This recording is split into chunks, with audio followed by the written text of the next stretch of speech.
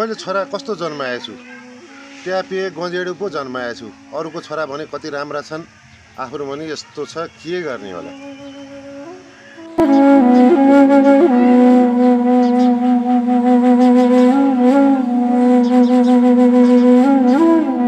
पुकार बाबु, के कामले आयो त? के कामले हुन्छ यसो यता बाटो पर्यो त्यही भएर आएको नि। ल बसौँ नि त, बसौँ। बस्दै गर न, चिया खाउँला अनि जाउँला है त। म होइन मुखिया बा, म त यसो बाटो परेर मात्र आएको। तर मुखिया बा, मलाई त्यो बिरेको पारा चाहिँ अलिक ठिक लागेको छैन है। बिरे धेरै नै फटा भइसकेको रहेछ, गाजादेखि कोटीसम्म खान थालिसकेछ। मुखिया बा विचार गर्नुहोस्, अहिलेलाई चाहिँ म गएँ।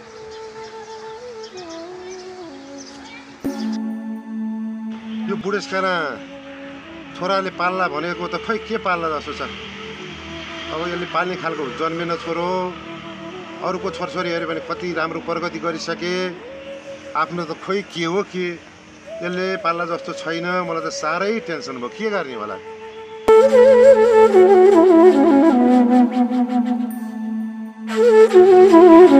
फेरि आइज यता बस।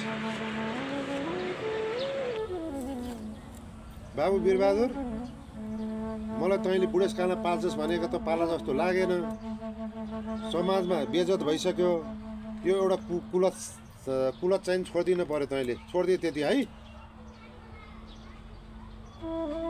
छोराको नाममा तँ एउटा त छस्, तैँले किन यस्तो दुःख दिएको मलाई भन त।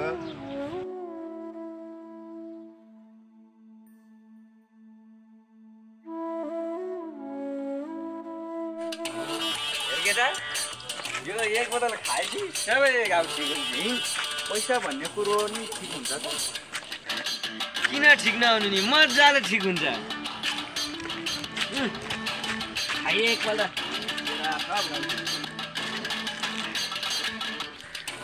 ओए यो त गनाउँछ त। गनाउँछ त अनि मुत भएपछि गनाउँदैन नि।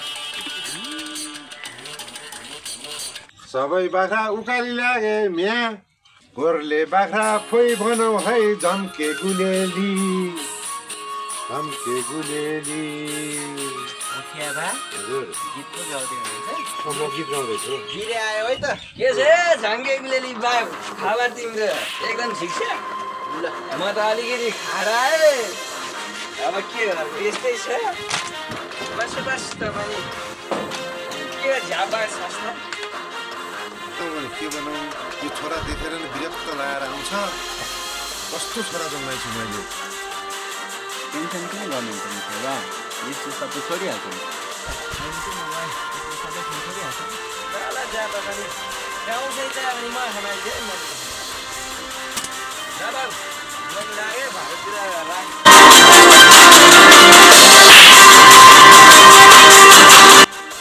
बरु बोटतिरै गएर काम गर्नु पर्ला।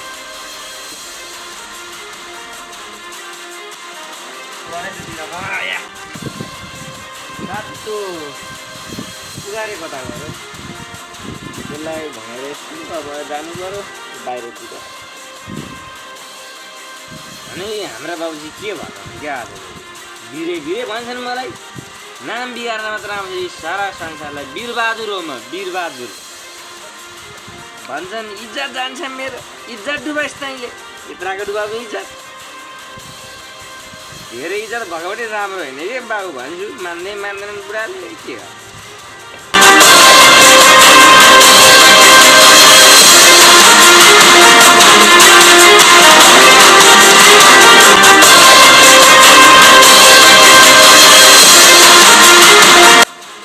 ए पुगारो त आइस, मैले पानी फेरिराले आला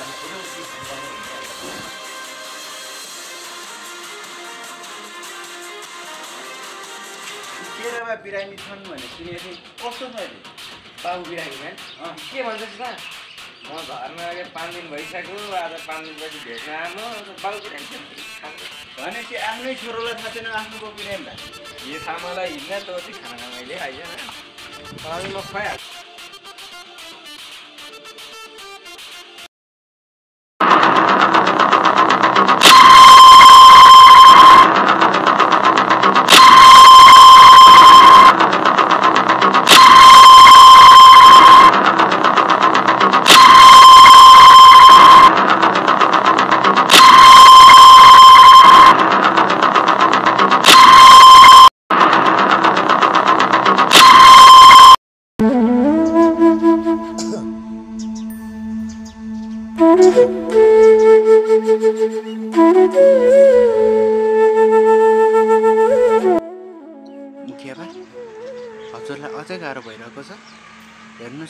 तपाईँको छोरो पनि जहिले झ्याप्पा मात्र बस्ने पो, त्यही भएर यसलाई पनि लिएर आएको। के कस्तो भइरहेछ हजुरलाई? गाह्रो भइरहेछ भने जाउँ हस्पिटल। पुकर बाबु तिमी पनि आयो? म त साह्रै बिरामी परेँ भने के गर्ने? दाजुलाई कल गरेको कलै उठाएन भने अब बुढेसकाना के गर्नु? अब तिमी त हो नि अलिकति सहारा भनेको। मुखिया बा, अब तपाईँ पनि धेरै चिन्ता नलिनुहोस् कि, अब यो मजाले सुध्रिन्छ। अब यसलाई मैले काम पनि खोजिदिइसकेको छु, अब काम पनि मजाले यसले गर्छ। अब तपाईँलाई ढुक्कले पाल्छ। तपाईँ खालि यसकै टेन्सन लिएर त बिरामी हुनुभयो। अब बिरामी नहुने, आनन्दले टेन्सन नलिकन मजाले अब छोराले कमाएको मस्ताले खाने है मुखिया दादा। पुकर बाबु यसले शान्तिमा काम गरेर पालेको भए त हुन्थ्यो नि, तर के गर्नु, कामै गर्दैन। बुबा तपाईँ अब टेन्सन नगर्नुहोस्। मैले अहिलेको दिनमा जे गरेँ मलाई माफ गरिदिनुहोस्। अब आउने दिनमा म अवश्य सुध्रिन्छु बुबा। म हजुरलाई जसरी नि पाल्नेछु। राम्रोसँग गर्नुहोस् ल।